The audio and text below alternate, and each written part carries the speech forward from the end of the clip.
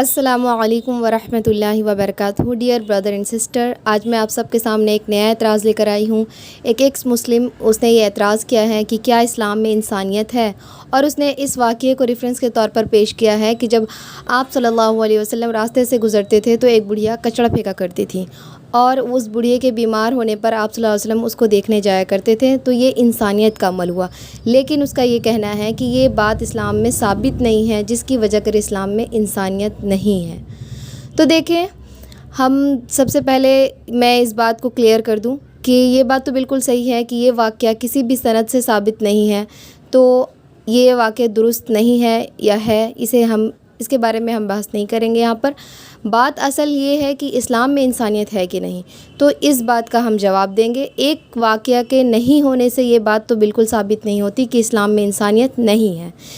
اور ایک اور اعتراض میں یہاں پر ایڈ کرنا چاہوں گی، جو کہ موسٹلی بحث و مباحثہ کا ٹاپک رہا ہے، اور اکثر لوگ اس پر بات کرتے ہیں کہ اسلام بڑا ہے یا ہیومینٹی، یعنی کہ اسلام بڑا یا انسانیت۔ تو ہم یہاں پر ان دونوں باتوں کو ڈسکس کرنے والے ہیں۔ تو سب سے پہلے دیکھیں کہ اسلام میں انسانیت ہے کہ نہیں، اس بات کو جاننا بہت ضروری ہے کہ اسلام انسانوں کے لیے بنایا گیا مذہب ہے۔ اللہ نے انسانوں کے لیے اسلام کو ضابطہ حیات بنایا ہے، زندگی جینے کا پورا طریقہ بتایا ہے، تو پھر اس میں انسانیت کیسے نہیں ہوگی؟ اور دیکھیں کہ ایک اچھا مسلمان ہونے کے لیے ایک اچھا انسان ہونا بہت ضروری ہے۔ جب تک وہ ایک اچھا انسان نہیں ہوگا تو پھر وہ ایک اچھا مسلمان نہیں بن سکتا۔ یہ کرائٹیریا ہے ایک اچھا مومن، ایک اچھا مسلمان ہونے کا۔ لیکن صرف ایک اچھا انسان ہونا ضروری نہیں۔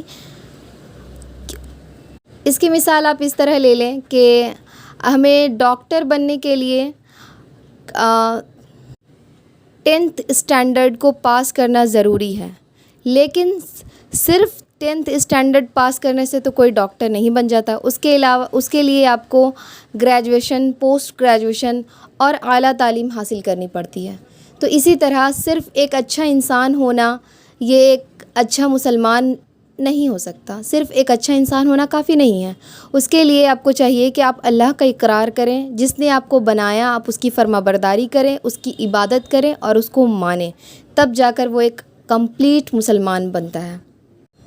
اور رہی یہ بات کہ اسلام بڑا یا انسانیت، تو اس بات کو ایک مثال سے سمجھیں کہ کسی بھی چیز کے بڑا ہونے کے لیے یہ ضروری ہے کہ اگلی چیز اس سے چھوٹی ہوگی۔ مثال کے طور پر ایک گلاس ہے، اور اس میں اگر ہم پانی رکھ رہے ہیں تو گلاس کا جو کیپیسٹی ہے وہ پانی کے والیوم سے زیادہ ہوگی، تبھی تو پانی اس کے اندر سمائے گا۔ تو اس طرح سے اسلام کے اندر انسانیت ہے، یہ بات تو ہمیں پتہ چلی۔ لیکن اسلام بڑا یا انسانیت، تو اسلام اگر بڑا ہوگا تبھی نا اس کے اندر انسانیت ہوگی۔ تو اس سے یہ بات ثابت ہوتی ہے کہ اسلام بڑا ہے تبھی اس کے اندر انسانیت ہے۔ اور اب انسانیت کیسے ہے؟ تو دیکھیں، انسانیت کی سب سے بہترین مثال ہمارے نبی صلی اللہ علیہ وسلم ہیں، جو کہ ایک اعلیٰ اخلاق کے مالک، صلہ رحمی کرنے والے، مسکینوں و غربا کے ساتھ بیٹھنے والے، سب کے ساتھ نرمی کا معاملہ کرنے والے، امانت دار، عہد کے پاسدار اور سبھی کے حقوق کو ادا کرنے والے تھے۔ ان کی زندگی کو ہم اگر اٹھا کے دیکھیں تو انسانیت سے بھری پڑی ہے۔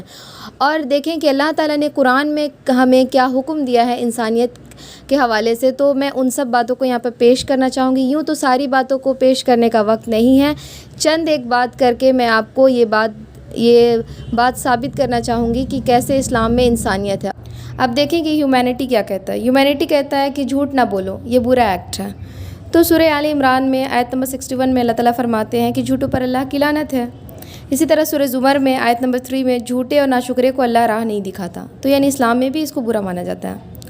والدین کے ساتھ اچھا سلوک کریں اور پڑوسیوں کے ساتھ بھی اچھا سلوک کریں، تو اس کے ریفرنس کے طور پر سورہ نساء کی آیت نمبر 36 دیکھیں کہ ماں باپ کے ساتھ سلوک و احسان کرو۔ اس کے علاوہ اس آیات میں آپ دیکھیں گے کہ رشتہ داروں، یتیموں، ان سب کے ساتھ بھی اچھا سلوک کرنے کو کہا گیا ہے۔ اس کے علاوہ میں آپ کے سامنے ایک حدیث بھی پیش کرنا چاہوں گی، جو یہ حدیث ہے صحیح مسلم کی، کہ وہ شخص جنت میں داخل نہیں ہوگا جس کا پڑوسی اس کی ایذاؤں سے محفوظ نہ رہے۔ یعنی کہ یہاں پہ بھی بتایا گیا ہے کہ پڑوسی کو تنگ نہیں کرنا ہے، تکلیف نہیں دینی ہے۔ اس کے علاوہ ایک اور حدیث ہے جس میں اللہ تعالیٰ نے والدین کی نافرمانی کا ذکر کیا ہے، دیکھیں آپ کی اسکرین پر دکھ رہی ہوگی۔ نیکسٹ پوائنٹ دیکھیں کہ اولاد کو قتل نہیں کرنا یعنی ابارشن نہیں کروانا، اس کو برا ایکٹ سمجھا جاتا ہے۔ تو سورہ انعام آیت نمبر 151 اللہ تعالیٰ فرماتے ہیں اپنی اولاد کو مفلسی کے سبب قتل نہ کرو۔